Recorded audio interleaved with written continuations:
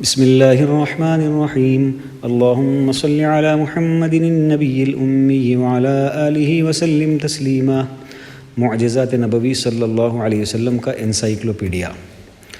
اس میں فضائل انبیاء اور ان کے معجزات سے محمد صلی اللہ علیہ وسلم کے فضائل و معجزات کا موازنہ یعنی کمپیریزن کا مضمون شروع ہوا تھا۔ آج حضرت نوح علیہ السلام کے معجزات کے بارے میں بیان ہوگا، اور کل حضرت نوح علیہ السلام اور حضور اقدس صلی اللہ علیہ وسلم کے معجزات کے بارے میں بیان ہوگا۔ یہاں پر قرآن پاک کی آیت سورہ قمر کی آیت نمبر 10 سے 17 یہاں پر ذکر کی گئی ہے کہ اللہ تعالیٰ نے ارشاد فرمایا، اعوذ باللہ من الشیطان الرجیم بسم اللہ الرحمن الرحیم فدعا ربہ انی مغلوب فانتصر ففتحنا ابواب السماء بماء منہمر الی آخر آیہ۔ یہ پورے جو ہے آیت نمبر 17 تک ہے، جس کا ترجمہ پڑھا جا رہا ہے۔ پس اس نوح علیہ السلام نے اپنے رب سے دعا کی کہ میں بے بس ہوں، تو میری مدد کر۔ پس ہم نے آسمان کے دروازوں کو زور سے میہ سے کھول دیا، یعنی میہ یعنی بارش سے کھول دیا، اور زمین سے چشموں کو جاری کر دیا۔ پس اس کام کے لیے جو مقدر کیا گیا تھا دونوں پانی جمع ہو گئے، اور ہم نے اسے تختوں اور کیلوں والی کشتی پر سوار کر لیا جو ہماری آنکھوں کے سامنے چل رہی تھی، بدلہ اس کی طرف سے جس کا کفر کیا گیا تھا، اور بے شک ہم نے اس واقعے کو نشانی بنا کر باقی رکھا۔ پس کوئی ہے نصیحت حاصل کرنے والا؟ بتاؤ میرا عذاب اور میری ڈرانے والی باتیں کیسی رہیں، اور بے شک ہم نے قرآن کو سمجھنے کے لیے آسان کر دیا۔ ہمارے شیخ علامہ ابو المعالی محمد بن علی الانصار الزمکرانی کہتے ہیں، اور میں یہاں ان کی تحریر کا خلاصہ پیش کر رہا ہوں، کہ کسی بھی نبی کا کوئی بھی معجزہ ایسا نہیں ہے جس کے مثل ہمارے نبی صلی اللہ علیہ وسلم کو نہ ملا ہو۔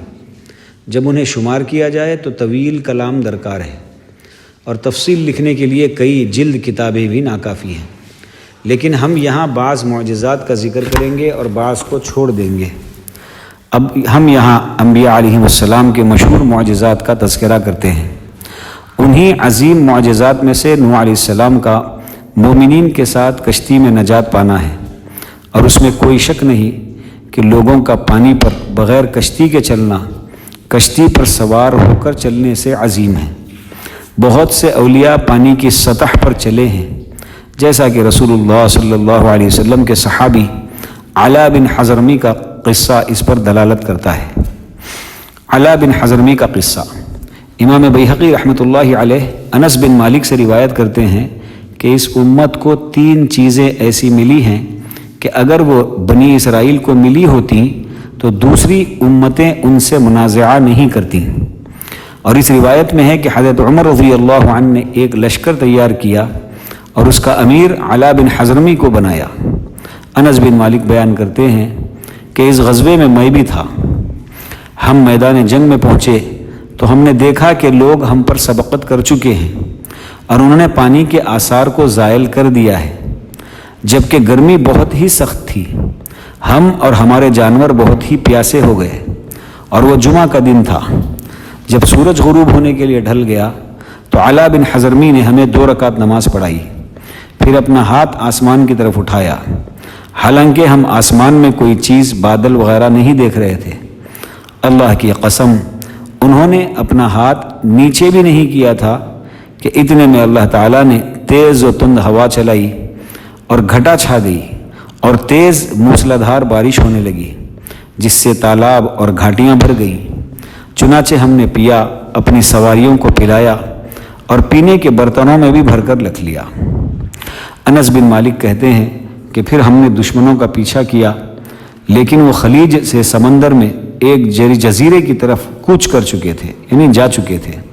علا بن حضرمی خلیج میں ٹھہرے اور یہ دعا کی،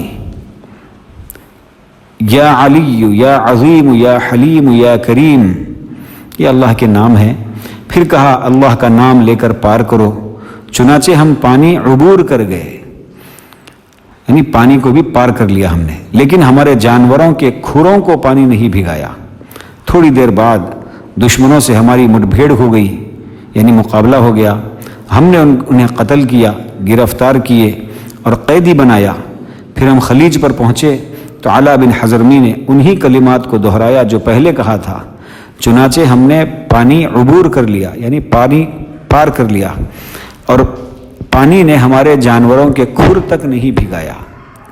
پھر راوی نے علا بن حضرمی کی موت اور مردوں کو قبول نہ کرنے والی سرزمین میں ان کے دفن کا واقعہ ذکر کیا ہے، جو مردوں کو قبول نہیں کرتی تھی۔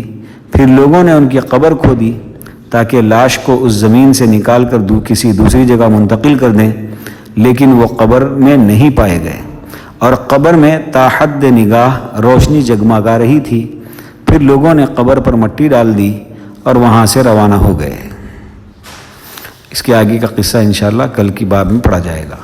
اللہ تعالی ہم تمام کو نبی پاک صلی اللہ علیہ وسلم کی عظمت کی اور محبت کی، عقیدت کی توفیق نصیب فرمائے۔ نبی پاک صلی اللہ علیہ وسلم کی سنتوں والی زندگی مقدر فرمائے۔ آپ صلی اللہ علیہ وسلم کے دست مبارک سے حوض کوثر سے جام کوثر نصیب فرمائے۔ آپ صلی اللہ علیہ وسلم کا دیدار ہم کو نصیب فرمائے۔ آپ صلی اللہ علیہ وسلم کی پڑوس میں ہم تمام کو آخرت کی ہمیشہ کی زندگی میں جگہ نصیب فرمائے۔ وآخر دعوانا ان الحمد للہ رب العالمین۔